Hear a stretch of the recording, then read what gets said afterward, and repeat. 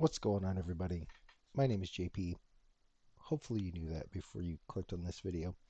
Um, Today's going to be a little bit different than my normal, well, so far normal Space Engineers. Playing some Gray Zone Warfare.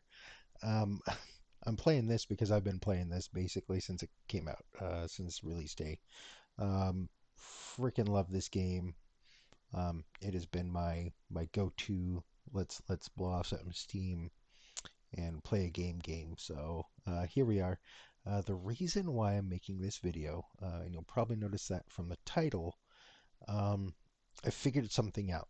Figured it out yesterday, and it's really like it's one of those things that I I haven't seen anybody else explain it. I haven't seen it done. It was kind of a game changer, mind boggler for me. So I'm going to jump in here. I'm going to show you guys what I discovered. Like I said, you probably already know with the title that it's how to uh, better build your gun, right? So we're going to jump in here. Going to play some joint operations. I'm actually going to fly out from my fob just so there's no helicopter noises. Going to fly out from my fob, and yeah, we'll get into this, right? So I'll be back in just a second. Welcome back, guys. We are up here on the mountain at Delta 2. I chose this LZ because it's not very busy. It's going to be the only one that uses it out of my whole faction. Shout out to my crayon-eating buddies over here at Mithras. Right, so over here at Delta 2, uh, I say that it's not very busy, but then here comes a helicopter, right? It's actually somebody from another faction. Anyway, um, we're out here because it's not very loud. It's not as loud as down at the fob, right? I got a little pointer about Fort Nerith as well at the end of the video, so stick around. Anyway, so um, yeah, I want to show you guys an easier way, and I want to say faster, but who knows if it's faster. An easier way to build your AR without having to worry about your locker size, right? So you can see here, you cannot add the upper to the barrel because my locker size isn't big enough, right? I can't do anything. It's not big enough. It's not going to work, right? But you notice when I pick up this guy, this green box lights up. This green box is for a weapon. There's no other parts of an M4 that count as a weapon except for the lower receiver. If you know any AR people that are versed in the world of firearms, the lower receiver is the firearm. That's what that when you purchase an AR-15 um, for a firearm, you're buying the lower. That's the part that gets put on your 4473. That's the part with the serial number. That is your gun, right? So the lower receiver can go into this dynamic weapons slot on a backpack. Not all backpacks have a weapon slot, so this is just for those ones that do.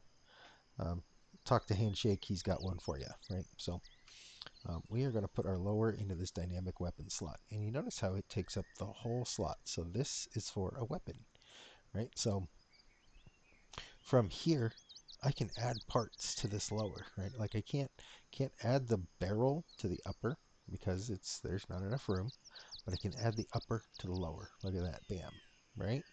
And then we can add our handguard. And then let's add our gas block to our barrel. And then we'll add our, oh, see, can't add a suppressor because there's not enough space, right? You got to reposition the weapon to another part of the locker. So this goes in here, that goes on there. Look at that, right? So buffer tube and stock go on the weapon. We got our optic, our charging handle. Now watch this. See how this is, it's all red. It's not a weapon. I can't equip it yet. I can't put it in here. But put that on there. Oh, what am I missing? A magazine. There you go. So this completes the weapon, and we got it right here in our hands, ready to rock and roll. So I figured this out standing in base with my stash being all full and weird. Boy, it's busy out here. My stash is all full and weird, and I couldn't build out my weapon. Well, what I couldn't do is put the suppressor on, right? Because we all know that the suppressor is this big thing, and if I, well, I can't even put my weapon in there, right? So if I try to put my suppressor on, it says cannot add because it requires more space, and it does that all over the place. Like it frustrated the crap out of me when I had my M4 over here, and it obviously had enough space, right? But I figured out in this dynamic box, because you can put any sort of weapon in here, right? All you got to do is build it like that, and then that creates an entire platform. And it was just mind-boggling, game changer. Had to share with everybody, right? I haven't made any videos on Gray Zone Warfare, but this was one of those things like I had to get the word out. I haven't seen a lot of people talk about it in their videos. Now that I'm making this, maybe one comes to mind in kind of an off, I don't know, maybe one.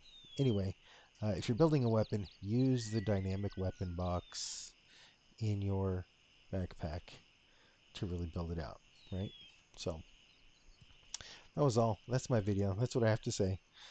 Thanks for stopping by, guys. I really, really appreciate it. Um, you know the drill. Likes, comments, subscribes, all those cool fun things really helps everybody out, right? Hey, look, another operator.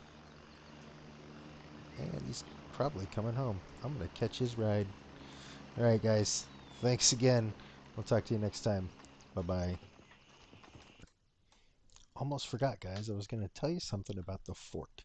So, for those of that have been around that maybe have Gunny here at level 2, uh, you might know about the ammo, right? Ammo types.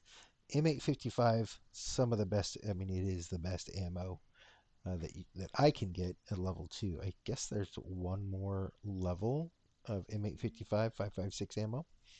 Um, and I'm picking on the 5.56 here, guys. I am picking on that M4 because I feel like it's the best. It's the best all-around weapon in this game so far. I haven't really gotten any other weapons. I've got, a whole bunch of AKs. Um, I used an AK for quite a little bit when I was running around Namthaven, right? But, got a Mosin, whatever.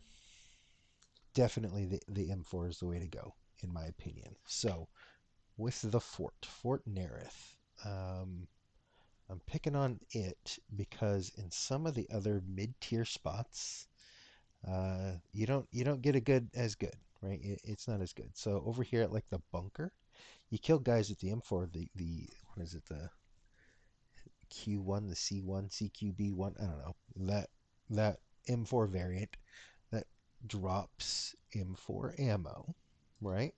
But that M4 ammo is always the FMJ. It's all right. It's good mid tier, all right stuff.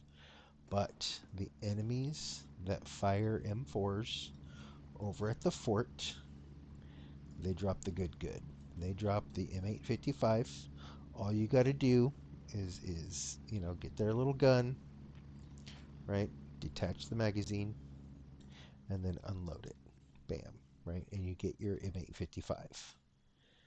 It's literally that easy, and they all of them that have the M4 over there have M855 ammo.